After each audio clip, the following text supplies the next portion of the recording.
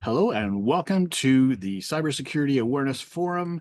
This is session number 54, live with a number of amazing panelists. Again, today, we're going to be looking at what makes security training boring and how to improve it.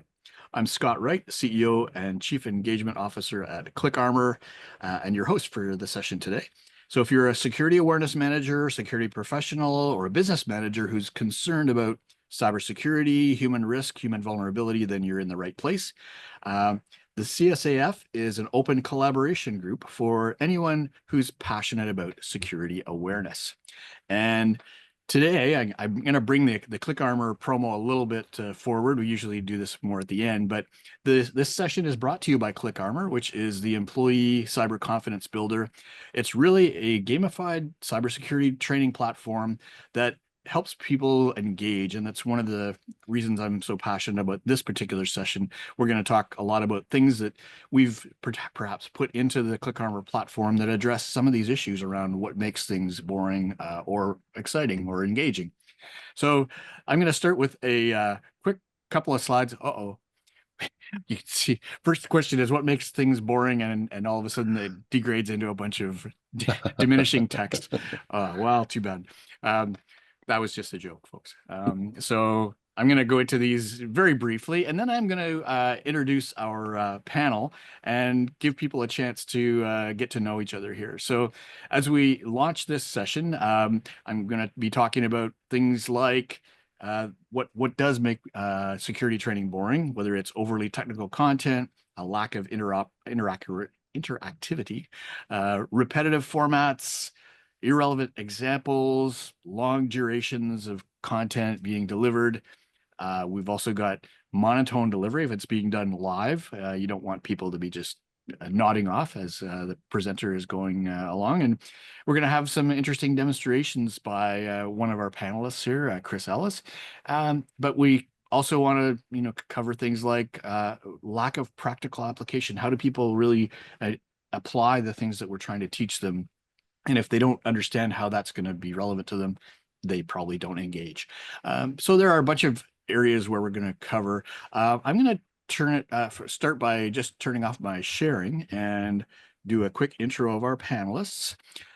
So to start off with, we have Thea Mannix, a behavioral neuroscientist with over 10 years of experience in studying how our brains can influence our behavior. In her current role as Director of Research at Praxis Labs, Thea now works on applying her experience to cybersecurity scenarios surrounding the human element. Is that an up-to-date bio for you, Thea?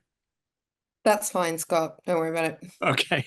It doesn't look like what I last heard from you. So That's fine. maybe uh, Yeah, I sent Ryan an updated one, but yeah, I thought it anyway, got into the guide here. So I that's all right. apologize. They know who I am. We're okay. Awesome. Fleetus Poston is a seasoned IT and security professional, currently a security operations manager, and beyond his expertise, he finds immense joy in sharing his passion for cybersecurity and others, along with dad jokes and other fun stuff. Jim Guckin is a 20-plus year veteran in the information technology and information security field who has worked for or with many different organizations in different industries. He's currently a senior vice president of digital security operations and at Customers Bank and hosts a weekly cybersecurity news podcast. So join Jim on his podcast if you can. Who else do we have? We have Chris Ellis. Let me see if I can find a bio for Chris. Wow. Actually, I have I can do it myself. multiples. Yeah, go I ahead, could, Chris. yeah, sure. Well, I'm the granddaddy of the bunch, I guess. But yeah, I spent over 30 years in cybersecurity, both training and in cyber. Well, back 30 years ago, it was more networking and what have you. But I spent 15 years at McAfee as a system engineer, which, as you probably know, is the technical side of the sales arm. In customer sites, a lot of fun. And then the last 5 years at McAfee was part of the global pre-sales operations team. But past 3 years, I've been on contract with multiple cybersecurity trainers, most significantly with Circadence. They're based out of Denver, Colorado, but they offer gamified learning on cybersecurity tools, which is kind of fun. There you go. Thanks, Scott. Excellent. Thanks a lot, everybody. And I'm Scott Wright, the CEO and Chief Engagement Officer here at ClickArmor.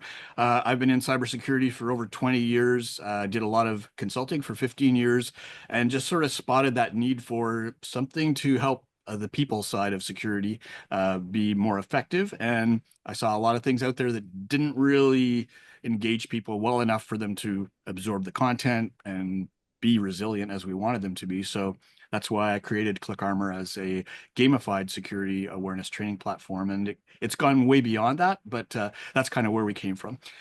So before we get into our content, I would like to have people, if you haven't already, type in your where you're coming from around the world. So we've got really good representation in our chat from Victoria, BC.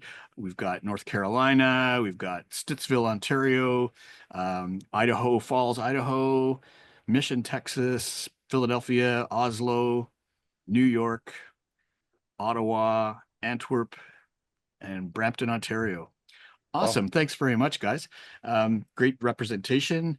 Quite a few people in the chat, in the chat. So really hope to get some good engagement from people. Just type in things if you have questions or comments on what the panel is talking about.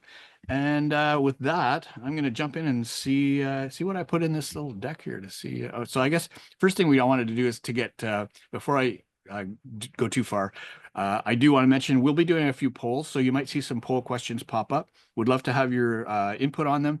And as we move forward, I'm going to start with a bit of context. I did just sort of bring up those issues around what could possibly make the awareness training that you're delivering or that you're having to take boring, and what you can do about it. But I wanted to give Chris a chance to do something. He has some interesting stats, and he decided it'd be great to share them in a gamified way. So, Chris, I'm going to hand it over to you for a minute and let you guide us on what are some of the key things we need to know about security. Yeah, okay, sure. Yeah, so thanks, Scott. Let me share my screen. Let's see if it works as well as it did last time. Can you let me know if you see it okay? Looks like it's coming, and we hear music. And what I'm going to do is into the chat, I'm going to put the link. Oh, yes. Oh, great. Now that I'm in the team There is a chat. QR code, so let me see if we can get the QR code. All I have to do is try to find our chat now. The funny thing is, once I started sharing, I lost my chat window. So there you go. It's just a dumb me thing here. Let me see. Not there. It's not there. Team chat. I see. Start a chat by taking on the panel. I'll tell you what. I'm going to just stop sharing. Well, we got people joining. What the heck? You can also just go to www.kahoot.it and punch in this game pin of 620. 4937, but I can see some of you got the idea. You have to pick, it's going to ask you to pick a silly name like Lively Wombat. As long as there's no dragons ruin everything. Got some quails. Give it a few more seconds then. I'm in, but I'm not able to do anything. What is that? Can't scroll. Are you using your smartphone? Yeah, I'm using my phone, and it says your nickname on the screen is. Yeah, okay. It's probably just going to hang in there until I let I see. It'll come up after you launch. Good. You got it. Yeah, and by the way, folks, it's just like 6 or 7 questions. Yeah. And true enough, yeah, let's do it. To Scott's point, I was going to do a PowerPoint, then I thought that's kind of boring, so why not do a? Okay, so here we go. So if you're on your phone, it's going to show you the question and then let you pick the answer on your phone. And it'll show a little countdown, 10, 20 seconds. Some of them are quick fire, so they're faster. So the first question coming up is, what percentage do you think of companies experience more than one security breach? Per what time? Over their lifetime. Over the lifetime. Oh, boy. Yeah. Okay. Yeah. I mean, exactly. Some companies have experienced none, but what percentage of those who have a breach have more than one? I see. Got it. And well, most of you got it right. It is. To me, that's an astounding number, and that's why I wanted to show this. Yeah. Because I want to put two thoughts together as we're doing this, Kahoot, and this is my little bit of presentation. Thank you. You know that the most common entry point for any kind of a breach is phishing. It's still phishing. It always has been. You go back 15 years, perhaps. I think you'd agree it was pretty easy to pick off. Phishing emails, the English was horrible, the grammar was atrocious. You could go, yeah, that's garbage, right? Delete. Nowadays, they're very sophisticated. So it's really hard to pick off that it could be, a legitimate email versus somebody who's spamming or, who's faking the fake Sue. The example I always like to use is Bob is at the delivery room. He knows Sue, who works at FedEx. They see each other practically every day. And then fake Sue sends an email to Bob saying, hey, I'm having custom issues. Can you just click this link? And of course, because Bob knows Sue, there's a bit of a working relationship there. He trusts the email and clicks it, unfortunately. So it happens. The second most common entry point, if you're interested, is compromised user credentials. But yeah, so you put that thought together. The most common way to get in is phishing, and you still have more than 83% of the companies out there not only get dinged once, but they get dinged a second time. Somebody's doing something wrong. So I guess that's what I'm trying to say is security awareness training ain't happening at the levels it should be happening, because that's clearly a pretty scary statistic. Thank you. That was my little soapbox. Smooth Jaguar is on the top of the lead. So there's our quick little leaderboard. Oh, nice. Yeah, there you go. So do security products from multiple vendors equal more security? And we can probably debate the daylights out of this. It's a quick fire, so you only have about 5 seconds. But you can see the control room that I'm showing here. You know, that's a daunting task to have multiple products. So the answer is, oh, you all got it, yeah. As when I was a consultant and when I was working at McAfee, you know, you'd see people with stuff in the closets, right? Because they wanted the best of breed, and they would buy from multiple vendors, but they realized then they had to train everybody on those multiple products, and those products don't interwork. They don't talk to each other. And if you try to get them talking to each other, it breaks, you know, through APIs. And so that's a common fallacy. People think that it's more secure. And there is a statistic around that. I just don't have it in my head, but I think it's 80%. Yes, it's 80% of those, you know, there's people out there that I used to work with, you know, or as customers that really thought more variety. And the other analogy I use is like building a car from, you know, take the Ferrari chassis and the BMW engine and the Audi sound system, and oh, they don't talk to each other. It doesn't work. You have a Frankenstein of a car. Frankenstein socks, meaning secure operations center. So do phishing attacks only come from external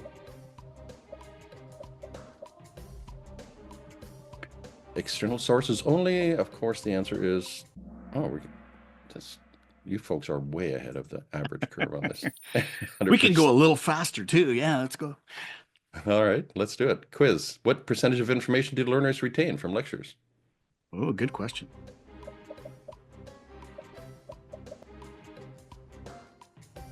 Yeah, it's pretty tricky, right? Let's see if you get 100% on this one. Yeah, interesting, right? There's a bit of a mix-up right there. And yeah, 5%.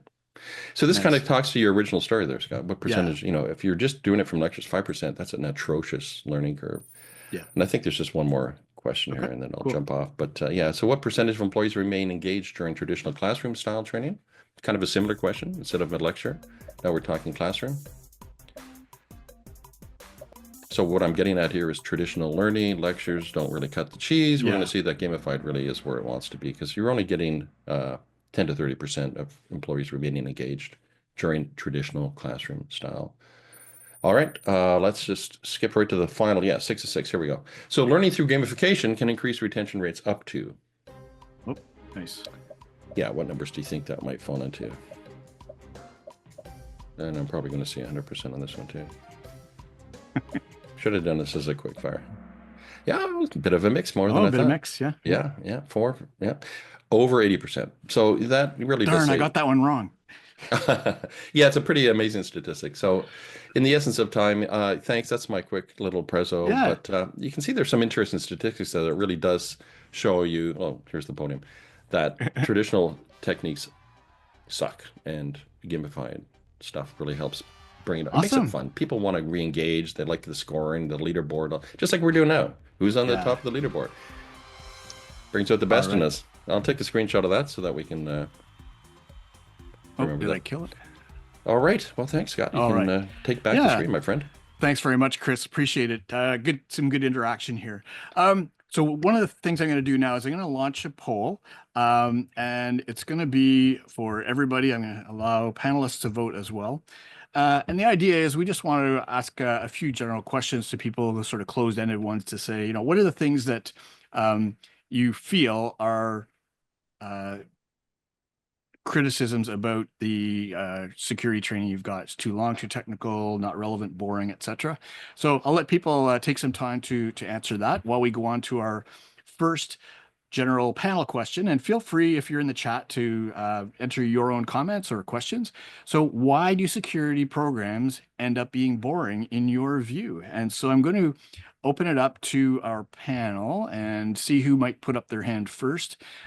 Usually we'll have some eager people to speak to this question. If you guys don't have any particular preference to answer it, I will jump in until somebody comes up with. Hey, Scotty, I yeah. don't see a raise your hand. Yeah, I don't in have there. a Oh. raise hand option. So. Oh, that's probably why. What The old the heck? fashioned, you raise your hand physically. Yeah, I'm going, okay, well, everybody's trying to raise their hand and I'm not letting them. Okay, so just, I'm on a power trip here. 1 second here. That's fine. Disable annotation, hide names. I don't see where I can even allow that. We can always do this, I guess. Anyways, It's under React. You can React under and raise your React. hand. There we Yeah. go. Okay. Well, under React, I see full, medium, and hidden reactions. You have to actually click the icon itself, not the Aha! Okay. Thank Next you, time. sir. Thank you. All right. Sorry for the lag and The all this stuff, technical guys. glitch. But yeah, so you guys must have some comments then on this question. Why do security programs end up being boring?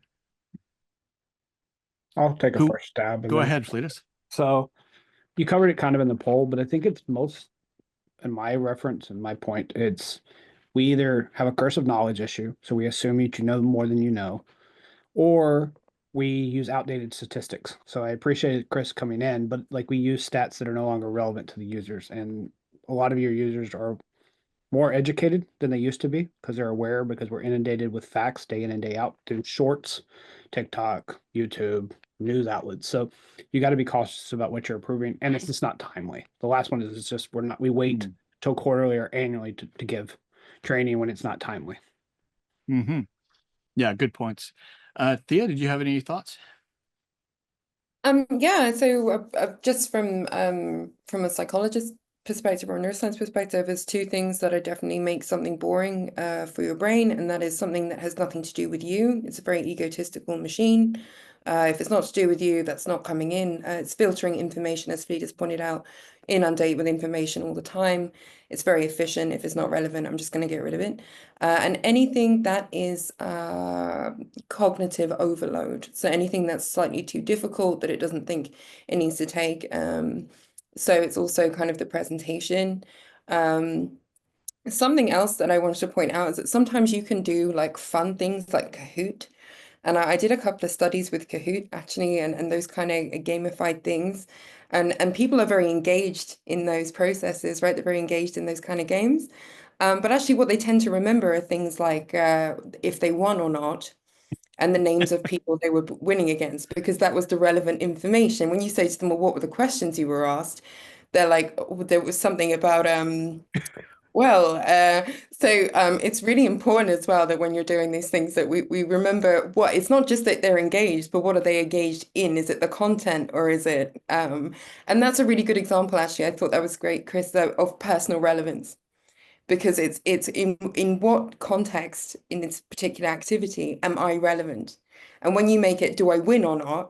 That's what they're focused on. They're not looking at the content. So you have to incorporate the content into the personal relevance. Yeah. So that when you don't do that and when you make it too difficult, you've no hope. I mean, the machine is 300,000 years old. You're not winning. You know, it's not changing for you. Yeah. Yeah. That's brilliant insight for sure. What's in it for me? I love that insight. And just a quick thought too. I had to do some cybersecurity courses. Well, it's inherently technical, inherently kind of boring. So what I did was, and it was a group of young women in the UK. So I had them answering questions like, "What do you think the answer is to this? Let's just logically think it through, right?" And that kind of set them aside, back a little bit. Wow, I have to actually participate. So that was fun. I did the Kahoots. I also did a lot of short tutorial videos to break it up, so you're not just talking for like hours at a time.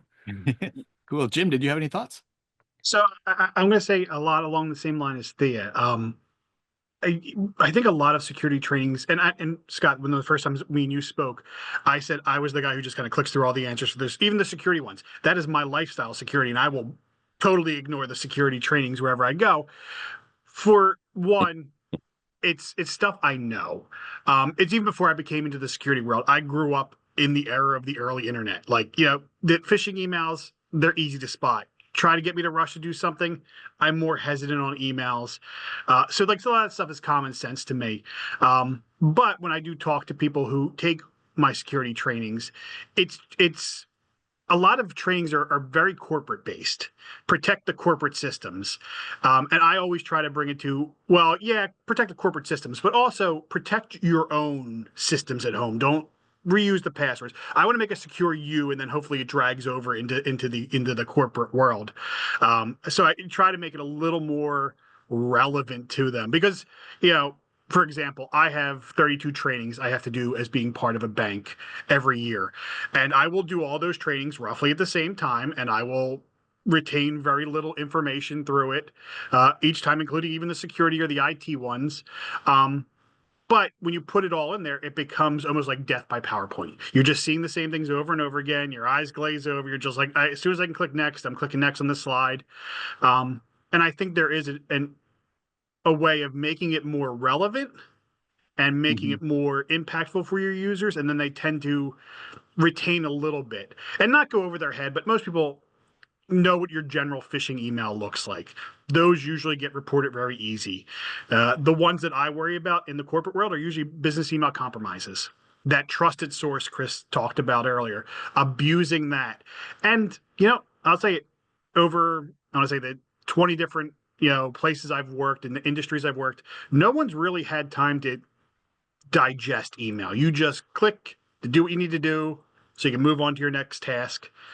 And it's kind of a psychological thing. You have to break people in, and, you know, trying to train in some of those keywords, like I need this done ASAP. I need this done now.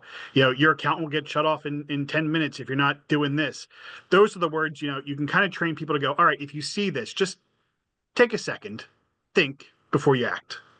Yeah, Jim made a good point there, and then we can move on. It's like something that I preach often when I evangelize is it's okay to slow down. I don't think we do that enough with our employees or anyone. It's okay to slow down. And then reminding them that security starts from the time you open your eyes to the time you close your eyes. You're inundated from the time you pick up your phone, get in your car, get to your office, or walk into your office if you're remote, until the time you lay your head back on that pillow again. So people forget that it's literally every breath you take has some security implications because we're inundated and we're always using some kind of technology, either smishing, voicemails, phone calls, emails, drive-bys, whatever you got, where your cars are now smart. Your cars can be compromised, your IoT devices. It's so reminding them it's okay to stop, take a breath, wait, respond, or it's okay not to pick up your phone and immediately press that notification, because I think that's the biggest thing that we forget to tell people is everything has to be instant. Security is not instant. And I tell Fleet, everyone who works, you know, in the organizations I work for, I would rather you report 1,000 messages that aren't phishing than let one phishing email get through. So if you're hesitant, I'm sure anyone who works in security in any of your organizations will tell you the same thing. Report it. I would rather take a look at it for 2 seconds, go, yeah, this is legitimate, or hey, this is really phishing email, than for you to make that mistake and click and, you know, cause a security incident. That's a really interesting observation, Jim. I've heard that more than once in the past week. You know, I actually did a post on this, I think last week sometime, and people responded in a similar way. They said they would much rather have over-reporting than under-reporting. And I get it from a point of view of an IT security team, but from a human point of view, does it actually help people to basically just default to reporting stuff? I don't think so. And I think we have to kind of balance between the proficiency side of it. Why do we care if people actually get it right? Well, we do, because that will make it not only more secure, but hopefully more productive, right? So that was pulled that tangent. I literally just had a conversation go ahead. with one of mine. I run a security operation. So I literally put one person per week as my vanguard who's responsible. And they literally looked at me and kind of, what do I do with this? This is a normal business email. Why are they sending it? And I'm like, they're sending it because they want us to hold their hand. They want a peer review. And like, let's train them that peer review is okay. But to your point, I don't want to see every external email. Like, take a few more extra seconds. Like, this is mainly my finance team, and I appreciate my finance team for doing, because they don't want to get hit with a BEC. They don't want to accidentally give away and lose the company money. So I get that my finance team are going to want a little more love, and I'm fine with that. But like, that's what I had to tell my security engineer is like, pause, understand why they're asking you this, and articulate it back in a manner that says, I see you, I hear you, I acknowledge this, and here's what you should look for next time before you report. Thank you for reporting. We appreciate your vigilance, but try these 3 steps. and then send it to me if it fails, to the psychology piece of it. I think Yeah, also, just to latch onto that, sorry, Scott. Yeah. I think it's a very important point that Fleet's has made, because what they're doing, actually, what you're giving them an opportunity is to say, that's not my responsibility. I don't want responsibility for whether or not this is a bad email or not.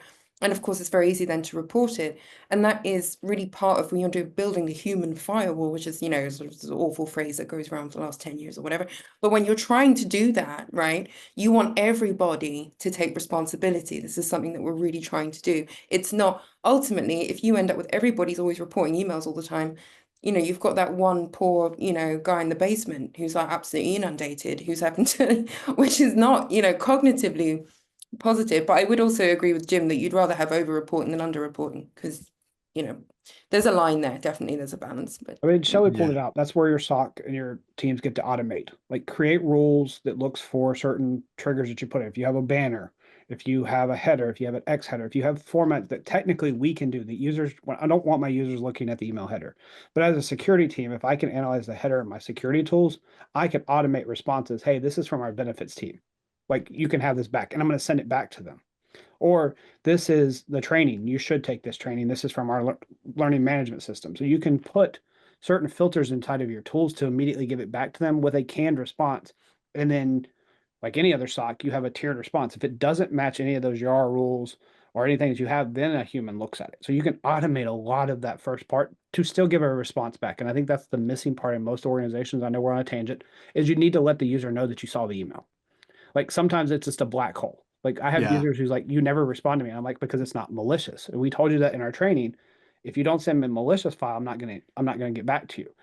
But if you send me malicious, I'm gonna thank you and I'm gonna tell you why it's malicious, and we're gonna spotlight it. So that's the communication piece again of when do I engage back with the user? And then there's edge cases, your VIPs, your executives always get a response because they just need to know. Yeah. For sure. Awesome. Good discussion on the causes of boring security training. So what element do you think is most important then for keeping security training from being boring or ignored? There's any of these could be an element, but I want to sort of see what people would focus on if they had to make a choice of all these, including interactivity, relevance to the job role, gamification, shorter sessions, anything else. You can enter in the chat by putting a prefix like element and just put your comment in there. You could have all of the above too, because all of those things make so much sense. Yeah. I just like to sort of hear where people want to focus the most. Yeah. Mm-hmm. So we'll come back to these at the end. But our next open question for the panel is, how can we effectively balance the need for serious security training with the elements of fun and interactivity that generate engagement without diluting the message? So this is an interesting sort of dilemma, right? Anybody want to take a shot at it from the beginning? I'll go again, and then I'll let someone else take the next time. I think this is where psychology comes back in, and I'm going to go ahead and disclose what I put. It needs to be relevant to them. So you need to make sure it's timely and it's effective, because it's easy to have. So let me pull back a little bit. You need to understand your company's culture. Are you conservative? Are you outgoing when you're interacting with them? And you're going to possibly have some line of businesses who are outgoing, so you can send different trainings to those lines of businesses, but your company as a whole is conservative. So you may not be able to use gamification or memes or shorts or cartoons in those company-wide, but to a targeted like role-based training, you could do a meme or a cartoon or an infographic. So being able to do that, and to Thea's point earlier, make sure that whatever you share with them is not just funny and humorous and rewarding, but also something that's going to burn in and it's going to resonate so they can apply it immediately. So like the goal I ever have is whatever I tell you today, I want you to be able to apply when you get back to your desk. That's my end goal, is whatever I'm sharing is immediately actionable, not just something you should learn, put into your Rolodex, and eventually you'll just search for it when you need it and your page file gets full in your head to go technical, because it's easy just to fill that page file with, just inundate them. As Jim already said, I can give you 32 trainings to complete in 1 week. You're not going to learn anything if I give you 32 trainings. So that's likely 6 hours of training in a 40-hour week. Yep. Jim or Thea or Chris? Yeah. Go ahead, Chris. Sorry.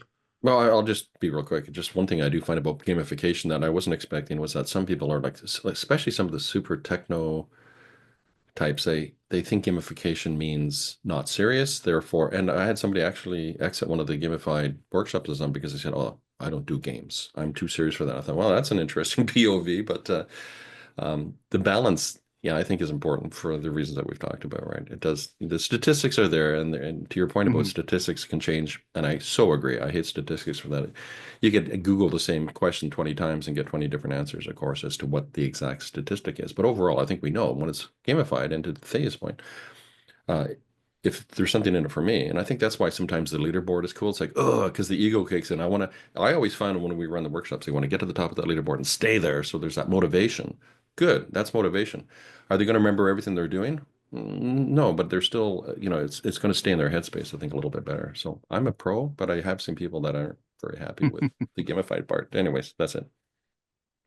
Yeah. Chris, tack on your part, I'll say when I do my trainings, I'm at the top of the leaderboard for that, and then I don't care about it for the rest of the year. Like once my trainings are done, I'm done.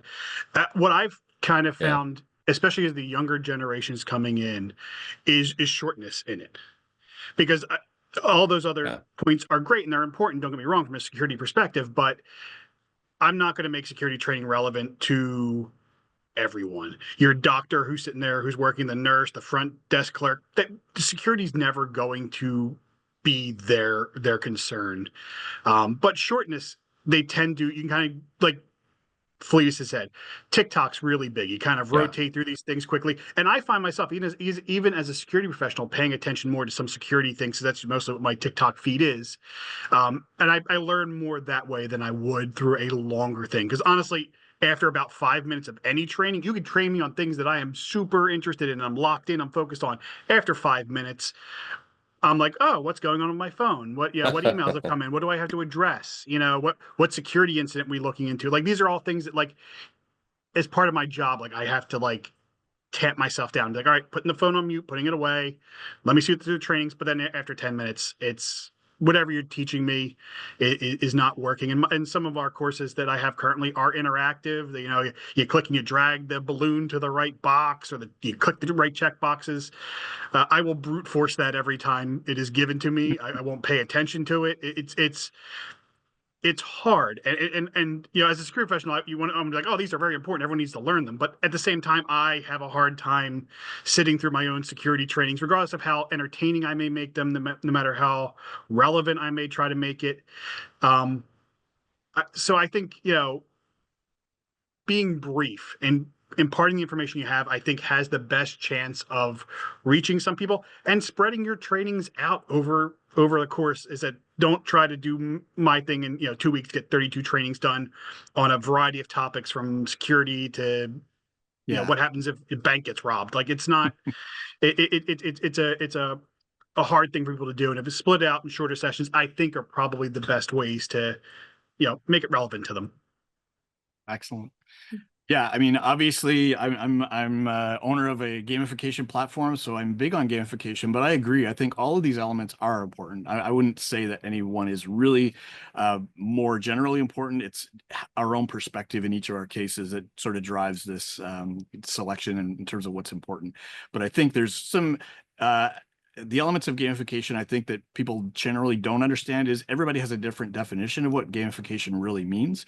But from my point of view, it's making something more enjoyable by adding some elements that drive psychological actions. And we can show that some of these things are driven, basically, by curiosity or by a sense of loss or things like that. So there's certain things in the experience of gamification when you're actually in a course that can help make it easier and more fun. But there are other elements of gamification at a higher level, like the leaderboard, that actually also contribute in different ways. So I think there are a lot of other things that maybe people don't really understand about gamification that could make it more important too. So yeah. Yeah, so I just wanted to say, like, I've just been a sort of bad mouthing Kahoot. I want to say I think it's great at the beginning, or if you want to wake people up in the middle of a session, right? It's fantastic because it opens them up and engages them. And for a little while afterwards, the brain is thinking, are we going to do that again? So it's really paying attention to whatever you're thinking about. So I'm not saying it's a bad thing. The second thing is, Jim, to what you said, keeping it brief. What I would say is time is very relative, and 10 minutes can be a short time or a long time, depending on the content of what you're looking at, right? So I think it is really, really important. When I think time, I've seen it, because I've seen it. I've seen they're like, well, it's only 10 minutes. And like most of the employees didn't want to finish it. They're kind of not looking at it, walking away from it because the content's so tedious. Um, and the other thing that I wanted to say is that, we're talking about fun and engaging. Engaging in the brain, the humor is difficult, right? Humor is the best thing that you can do because it will remember that, right? Anything fun. But a lot of people don't want to use humor because they feel like it reduces the seriousness of the content of what you're talking about or whatever.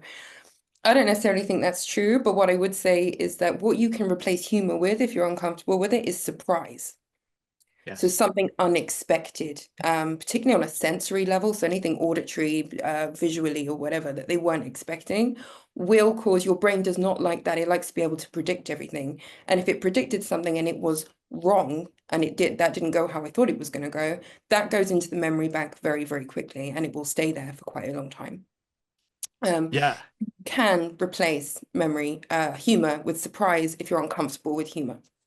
Yeah, I think actually, Thea, this goes back to one of the things you said earlier on about sort of our reptilian brain response in terms of how we pay attention to things. And it's something I read, I can't remember, a long time ago in a business book that kind of stuck with me. And that is that part of our brain, as I understand it, is always ready to look for or spot something that is novel or new that could be a threat, right?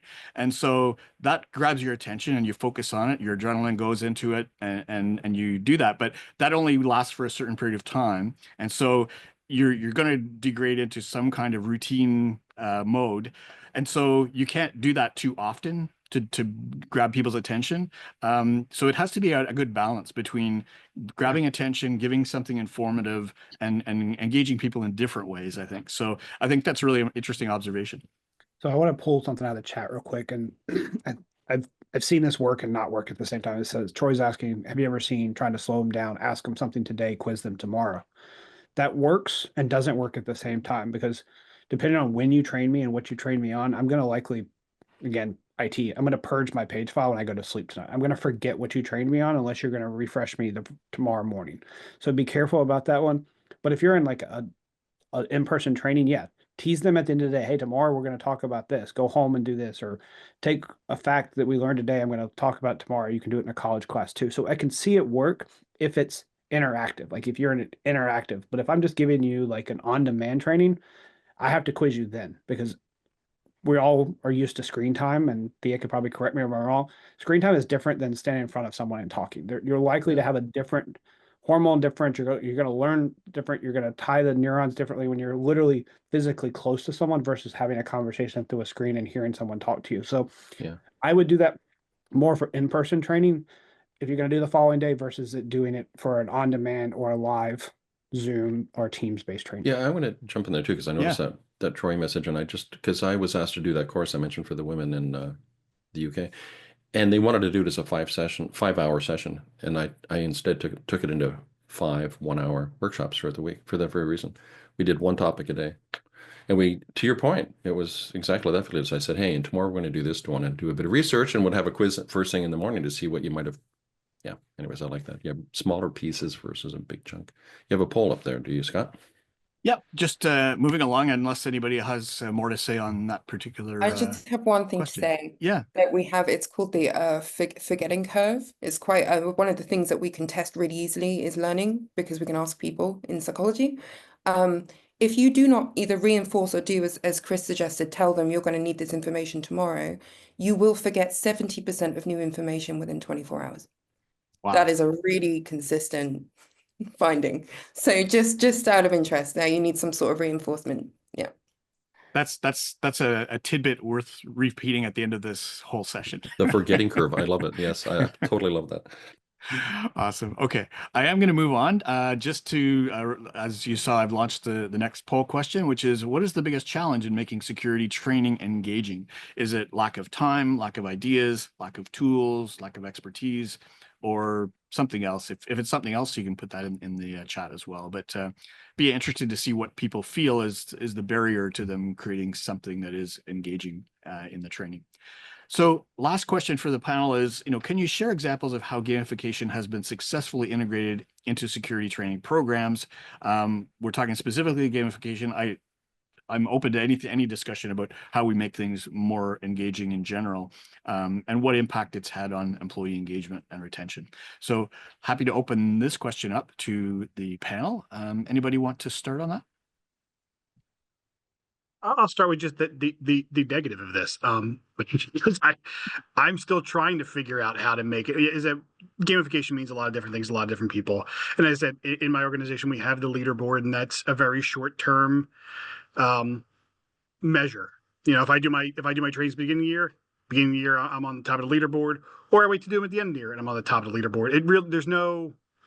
There's no huge incentive there, and I hope the one thing I give out of this is I'm still trying to figure out. I think a lot of people, and I've had a lot of conversations around security trainings, is I think we're all looking for how to make it better, and it's tough.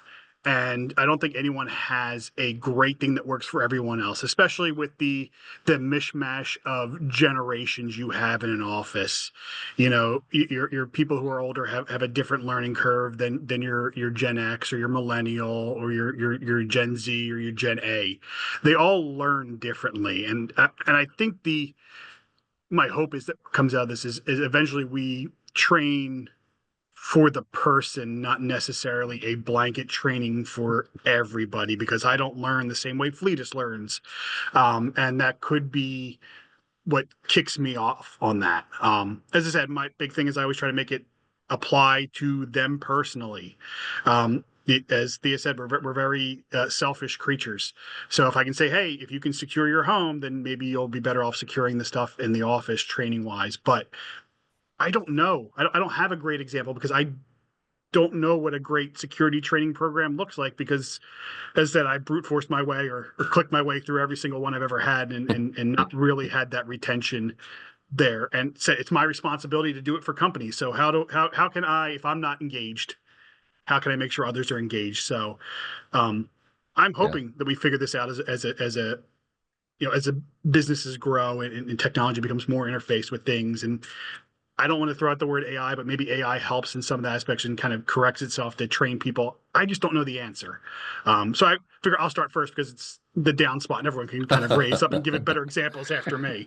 Well, maybe I could jump in. I'm going to go back 25 years. I've always used gamification. 25 years ago, I used to do, in Ottawa, there was a company called Newbridge. I don't know if you remember. Terry Matthews started that up, and it was bought by Alcatel, but I used to do all their new hire training. So it was all the technology that they did. So we're talking all communication networks and stuff, X25, T1 communications. I brought Jeopardy into it. I always played Jeopardy at the end. It's kind of like what we did with the Kahoot now, right? So even 25 years ago. But because everybody went through this regimen of mine, everybody had to go through this course, it kind of got, I guess I went viral, if you will, 25 years ago, if such a thing existed back then. But everybody knew that there was going to be the Jeopardy game, and everybody came and they wanted to get to the top of the leaderboard. So it was still that sort of, I don't know, it still worked back then. Everybody was going, when's the game going to start? Because it made them tune into everything I was teaching, because they wanted to get into the Jeopardy and actually win it. So I always felt that was somehow an innate plus. That's all I'll say. Yeah, I'll go next because I want Thea to finish this, because I know she's going to have some nuggets that we're not going to have. So I'll let her finish this one out. But to your point, and I've talked with Scott about this one, I think I've shared this in other places, is we need to take some technical things and make them more practical. So again, I'm a stock manager, so my incident response plan is something that I live and breathe. So like when I do tabletops, I'm testing it. So why not do a security awareness tabletop? Bring in a legal person, bring in a finance person, bring in a marketing person, and give them a scenario. And then injects. Let them do that as one of your gamification platforms, is make it a real life. Let them sit in the life of a security person, but from the end user's point of view. The other thing is do a capture the flag event, but instead of doing capture the flags of going through command line, I'm making you look at policies and procedures. I'm making you look for information that I've put flags in my acceptable use policy. I put flags in my bring your own device. I put flags somewhere else to get you to go learn where those policies are at. I don't care if you read the policy, but I've made you navigate to that policy. So now you know where that policy is intuitively, in case you ever need to go look at it. And then you get your security awareness and your GRC team to come behind it with posting in your Teams, your Slack, or on your portal to remind them after they've done this. And it could be a year-long capture the flag. They could do it as they want, when they want, however they want. And then you just tally it up. And then like every quarter, the CISO, the CIO, the CEO gives a call out, either takes them to breakfast, has a virtual coffee with them, does a shout out in their newsletters. There's a lot of ways to make this micro learning while still making it intuitive and intentional by putting technical aspects such as your tabletops, your capture the flag events back into an end user's point of view. Because like we talked about, and I've said once already, security starts from the time you wake up to the time you go to bed. Again, I remind every user in my company, security is what you do. I just happen to have security in my title. Well said. Amazing. I think I'm just going to chime in there. If you have the resources, do both of the things that leaders just suggested you do. They're fantastic, and they're well worth it. There's really good feedback from that. You will get your money's worth in terms of security feedback. So I just want to say two things. You need to, when you're initially, so security awareness training is mandatory, right? We need to make it mandatory. If we don't make it mandatory, people don't do it because, as we've discussed earlier, it's boring. And they're like, it's not my job, I don't want to do it. If you present it to them initially as this is mandatory, you have to do this. Can you imagine saying that we've got this really great game? It's really fun. You have to do it. What you're doing is removing an element of engagement that the gamification is supposed to be doing. So what I would do is that when you initially roll out your training, be like more of a tone of, this is something extra you can do today. It's really fun. It's going to make your boss really happy. Don't, just take a look at it. Now, if they haven't done it after 2 weeks, then you can go in with the bash and start hitting them with it. But initially, don't say, this is really exciting, and if you don't do it, you're going to be in big trouble. Because it's kind of, it just removes the point, right? So that's one thing that I've actually seen work wonderfully in terms of engagement, because the ones that do it voluntarily really do it. They really engage with it, right? And the ones that are at the end that are like, I don't really want to look at it, had no intention of looking at it anyway. So you're going to have to beat them over the head with a bat. You're not going to lose anything by doing that. The second thing that I'd like to point out is that we all remember things that we don't want to. Memory is not a choice, right? We don't choose to remember all these memories. You can use mnemonic technique. You can force brains to remember things. And one of the best ways that I think you can do it is through storytelling.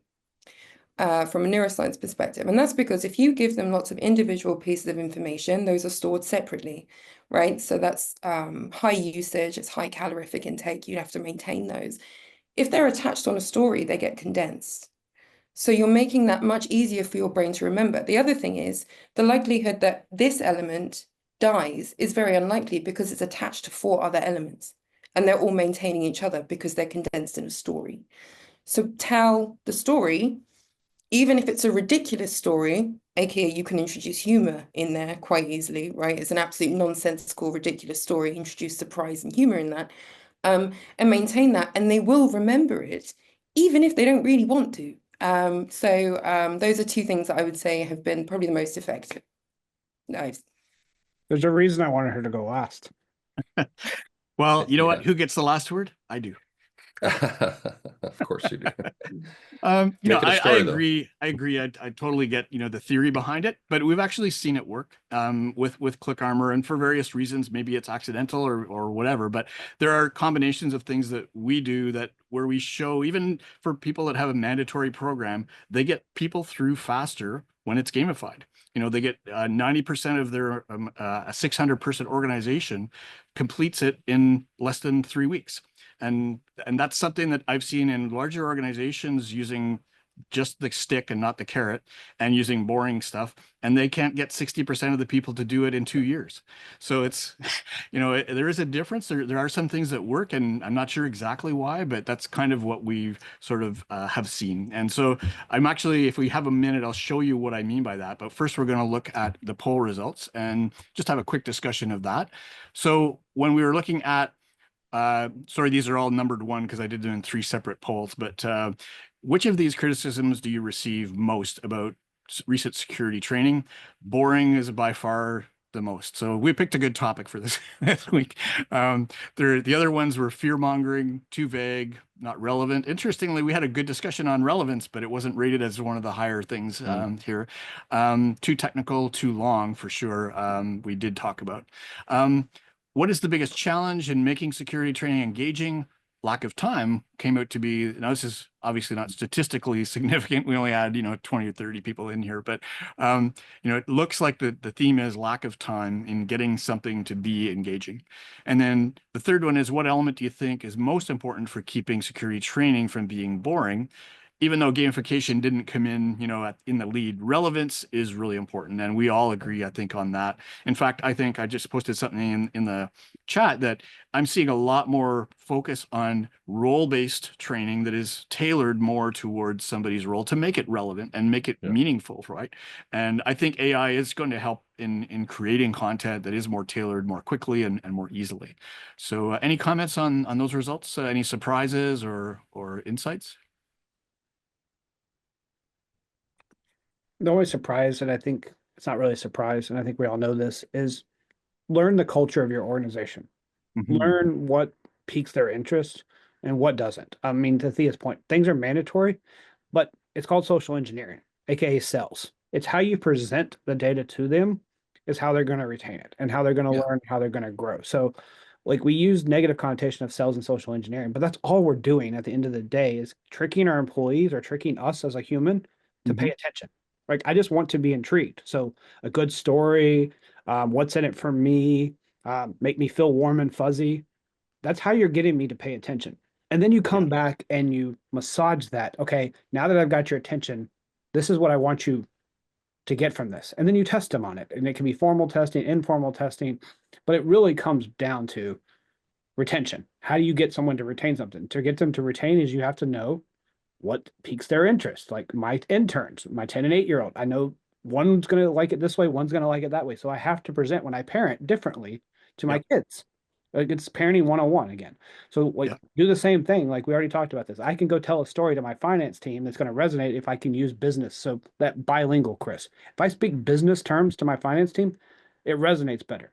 Go to my marketing team and I talk about like sales, AAR and stuff like that. That gets their interest. When I go to my technical team, if I talk about secure coding, that gets their interest, like stuff that makes them excited, like the ones and zeros.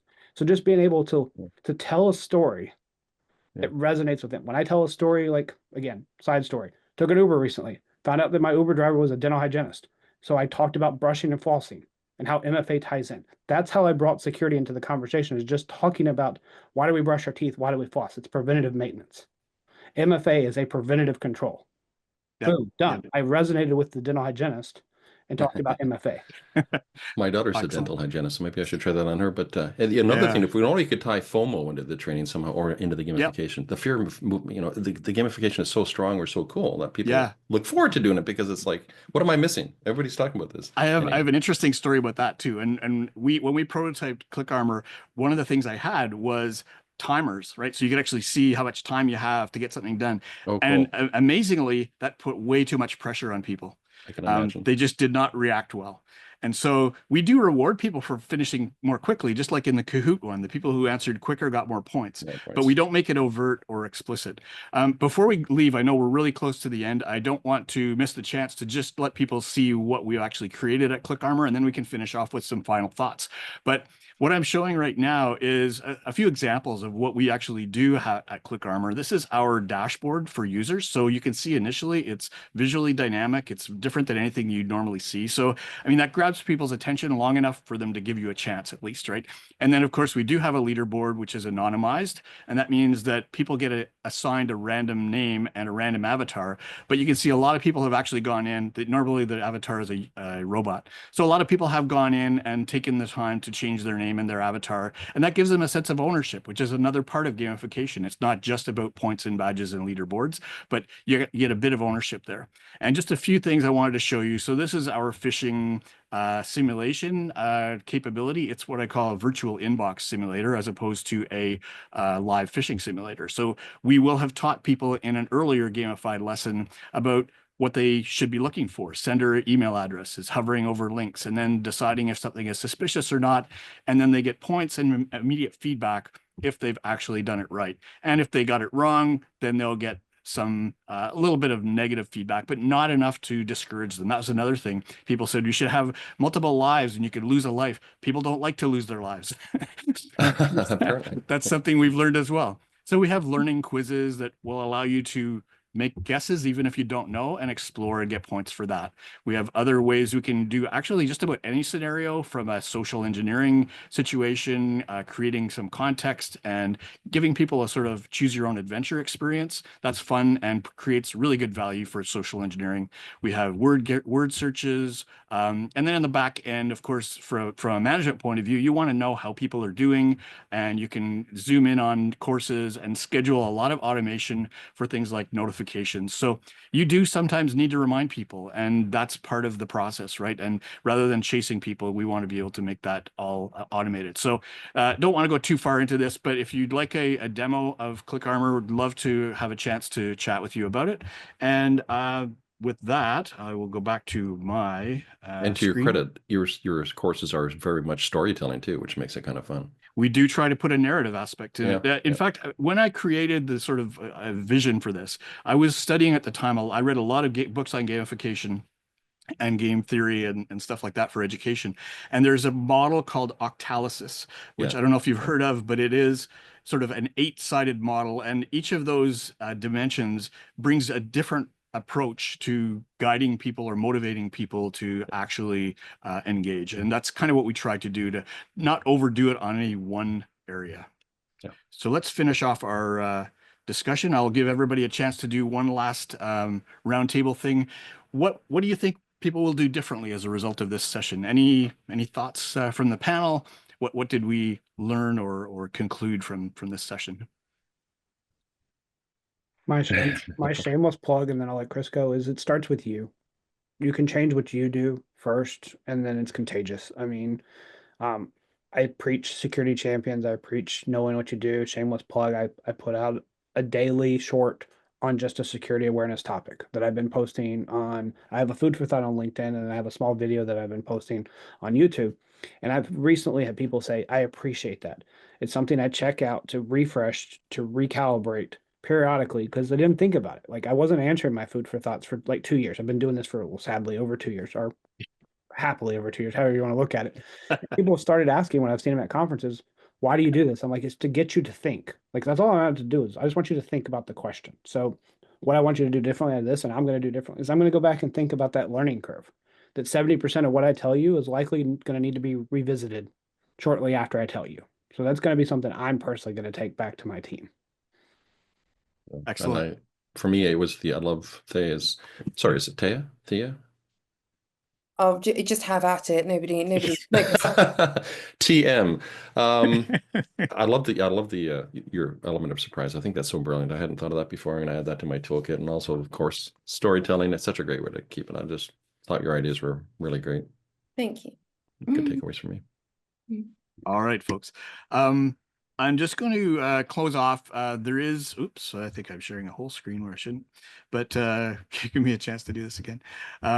So we do have some stuff that you can try on our website, canibefished.com. We'll give you a chance to just try one of those little phishing things without registering for anything or giving up any personal information.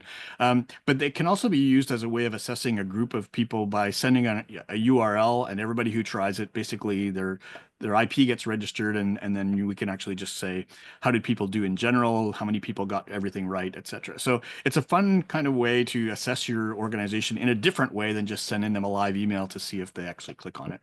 So with that, I'd like to invite people to join the Cybersecurity Awareness Forum community, which we do have. And it essentially right now we use it for posting the recorded videos and notifications about upcoming sessions. So if you want to stay in the loop with us and maybe be a panelist in the future, you can join the forum and stay in touch. So I know we're a few minutes over time.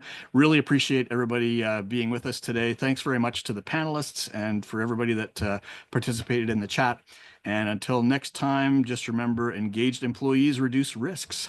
And we'll see you next time. Thank you, everybody. Thanks, Scott. It was everyone. great. Yeah. Thanks, everybody. Thanks, everyone. Take care. Bye-bye. Bye.